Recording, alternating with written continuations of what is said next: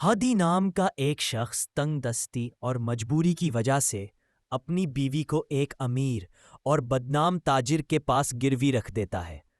वो एक मुसाफिर मजदूर हादी अपनी बीवी काजल के साथ दिल्ली से मुंबई तक का सफर कर रहा था।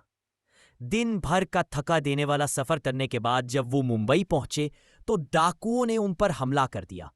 जो भी सामान और पैसे उनके पास थे, डाकू सब लूट कर ले गए।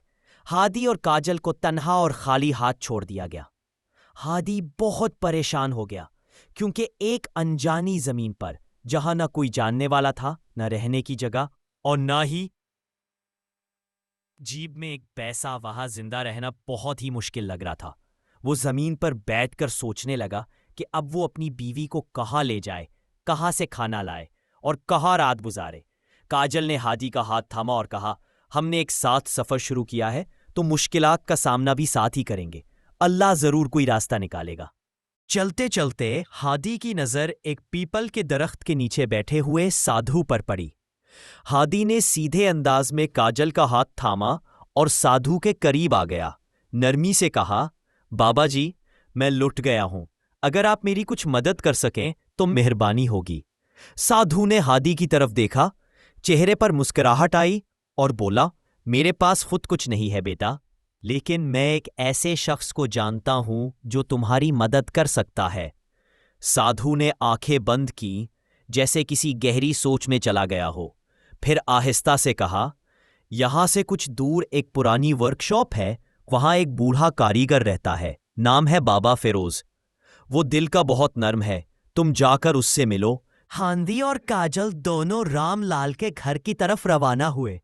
रामलाल ने जब काजल को देखा तो खुशी से मुस्कुरा उठा।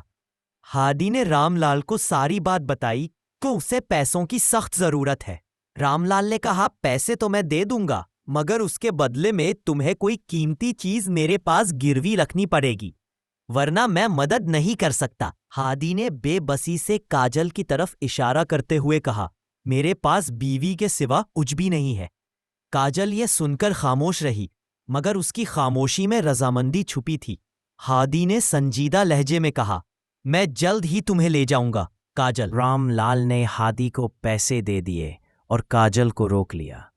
कुछ देर बाद रामलाल खुद को रोक ना सका और काजल के कमरे की तरफ जाने लगा। जब उसने दरवाज़ा खोला तो काजल बोली, ये ना करो, मेरे कमरे से बाहर चले जाओ। रामलाल बोला, काजल, तुम्हारे लिए मैं दुनिया की हर चीज़ कुर्बान कर सकता हूँ। मैंने हादी को भी जाने को कहा है। काजल बोली, अगर तुम मुझे ज़बरदस्ती अपने पास रखना चाहते हो तो मुझे थोड़ा वक्त दो। हादी पैसे लेकर बहुत खुश हुआ और बोला, चलो अब इन पैसों से कारोबार शुरू करूंगा। उसने बाजार में मसालों की एक दुकान बनाई। वो दूसरे शहर से मसाला सस्ते दामों में लाता और यहाँ महंगे दामों बेचता। बहुत कम वक्त में हादी के पास काफी पैसा आ गया। वो खुश होकर बोला, आज काजल को लेने जाऊंगा।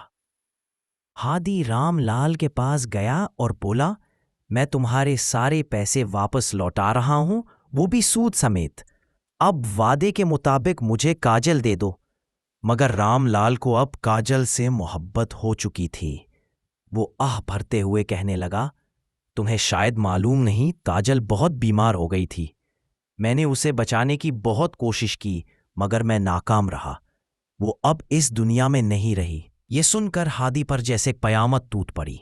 उसका दिल टूट गया, आंखें नम हो गई और वो बहुत परेशान होकर वहां से चला गया। हादी चलते चलते रास्ते में फिर वही साधु को देखता है। हादी बहुत दुखी अंदाज में कहता है, बाबा, मैंने काजल को खो दिया, अब वो इस दुनिया में नहीं रही। और ये कहते हुए हादी रोने लगता है।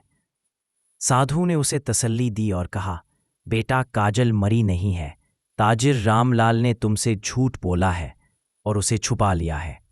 फिर साधु ने कहा, मैं तुम्हें एक बादशाह के बारे में बताता हूं, चलो उसके पास चलते हैं। वो तुम्हें इंसाफ दिलाएगा और तुम्हें काजल वापस दिला देगा। ये सुनकर वो दिल ही दिल में खुश हो गया और खुशी के साथ रास्ते पर चल पड़ा। कई कांटों भरे सफर के बाद आखिरकार वो महल पहुंच गया। वहां बादशाह के पास गया और अपना हाल बयान किया कि किस तरह रामलाल ने उसकी बीवी को छुपा रखा है। बादशाह ने जब ये बात सुनी तो फौरन अपने सिपाहियों को हुक्म दिया कि रामलाल को गिरफ्तार करके लाया जाए। जब रामलाल को लाया गया तो बादशाह ने उससे पूछा कि ये क्या मामला है। रामलाल बोला, उनको मालूम नहीं कि उनकी बीवी बीमार थी। मैंने बचाने की कोशिश की लेकिन बचा ना सका। बादशाह ने हादी को देखा और कहा, अब क्या करना है? हादी ने कहा, उसके बारे में क्या सबूत है? उस पर उसके घर की तलाशी ली गई। यज उसके घर की तलाशी ली जा रही थी तो बहुत ढूंढा लेकिन कहीं कुछ न मिला। हादी परेशान हो गया। आखिर में एक कोने में एक कमरा बाकी था। सिपाही जब वहां अंदर गए तो देखा कि काजल को कैद कर रखा था। सिपाहियों ने फौरन ये मंजर देखकर रामलाल को सीधा बादशाह के पास बंद करके पेश कर दिया और कहा, ये आप सही कह रहे थे, काजल को उसी ने छुपाया था, ये अब सजा का हकदार है। बादशाह बड़ा रहमदिल था, लेकिन चूंकि रामलाल ने झूठ बोला और काजल पर जुल्म किया, इसलिए उसने कहा इसे फांसी की सजा ही मिलनी चाहिए। बादशाह ने सबके सामने रामलाल को फांसी के लिए लाया और सबके सामने ऐलान किया, जो भी जुल्म करेगा उसका यही अंजाम होगा। फिर रामलाल को इसी तरह फांसी दी गई और वो मर गया। यूं वो सबके लिए इबरत का निशान बन गया।